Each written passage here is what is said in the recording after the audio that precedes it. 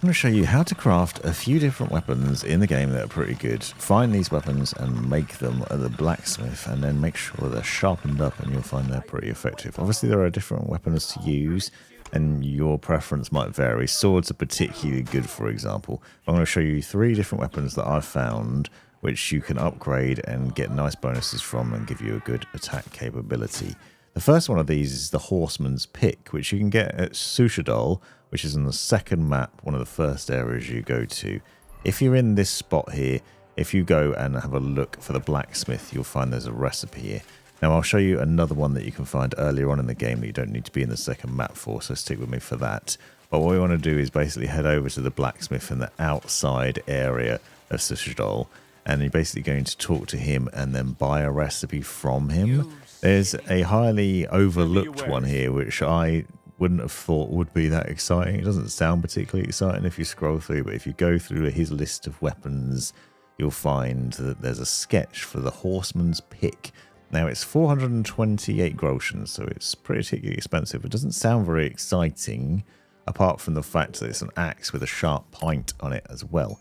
But if you look at the recipe, you'll see it's worth 2,217 groschen once you complete it, which is a clue about how good it is. It also does 128 slash damage and 64 blunt damage. Now you do need a few different bits in order to craft it, but it's not too difficult. Crafting is pretty straightforward, and then you end up with a really decent pick, which is good in combat. And if you've got the ability to craft the premium quality, so if you've unlocked that ability in your skills tree, then you should find you've got a really good weapon here. You'll notice when I crafted mine, though, that it was 37 health, so I'd recommend taking your weapon to the grindstone and making sure you sharpen that up. If you've got the other perk to make the thing razor sharp as well, then you should find it's even better. And obviously if you apply a Bane potion to any of these weapons, you'll also get a benefit of even more powerful attacks and more damage to enemies when you use these. This is a really good pick, and it's really easy to craft, and it's worth a bunch as well. So if you can make a bunch of them, you can potentially sell it and make quite a lot of money. See, it's worth 2,000 groschen, so it's potentially really good. Now, the Horseman's Pick, you require iron, Frankfurt steel, and fastening material, so it's pretty straightforward to make, and you can just make a bunch of them really easily, and then either make money or just obviously smashing up a lot of baddies with it. So it's a pretty decent one to grab. You can see if we swap it for the broad axe, which I had before, it's actually quite a bit higher performance in terms of the damage and other things it does. It does require a minimum of 13 strength though, so you need to be pretty strong. But you can see this is given a massive boost in terms of slash damage and defense damage, although it's not as good in terms of durability, so that's something to watch out for. You might need to repair it more often. Now the next one is easier to get earlier on in the game, but I can't tell you where I got the recipe from because I can't remember. I unfortunately don't have a clip for it, but it's the broad longsword. If you look out for this, it's worth 2,855 groschen, and this is actually a really good weapon in terms of the damage it does. Better than the Ataman Sabre, which is one of the other good weapons I mentioned in a previous video on how to find that.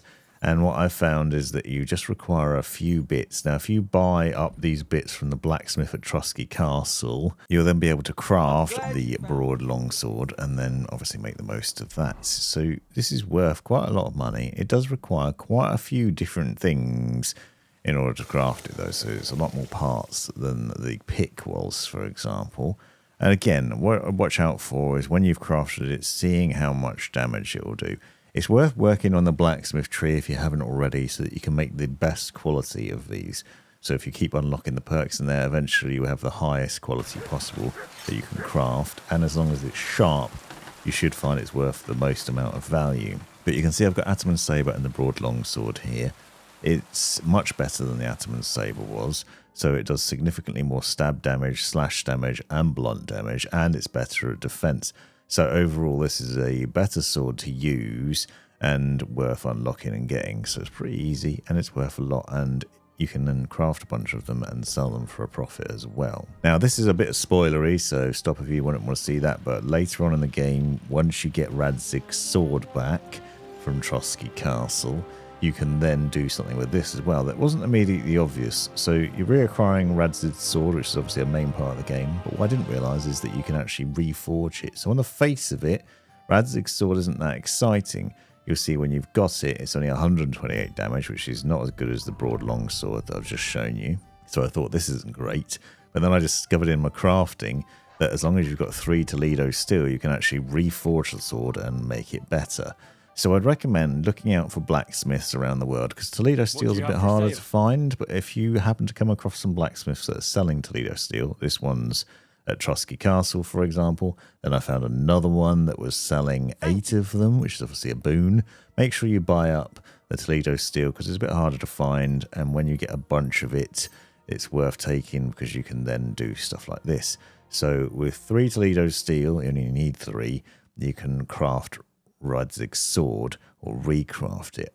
Now, this was a little bit tricky. I actually found that it failed during the blacksmithing process, which I'd never had happen before. Pretty unusual. So I'd recommend using a quick finger potion before you start crafting, because the quick finger potion at the better quality gives you improved crafting capabilities. And you can, if it does fail, do it again. So it's handy to have more than one lot of steel, so don't panic if you do it. Then you've got the reforged and improved version of it. And once you sharpen it up, and you've got the razor sharp perk applied to it as well, you should find it does a lot more damage. So you can see it's now at 172 damage. So it's better than the broad longsword and Ataman Sabre quite easily. And it's worth a whole lot of money as well. Although you won't want to sell it because you won't be able to craft it again. So that's something to keep in mind. Hope these have helped.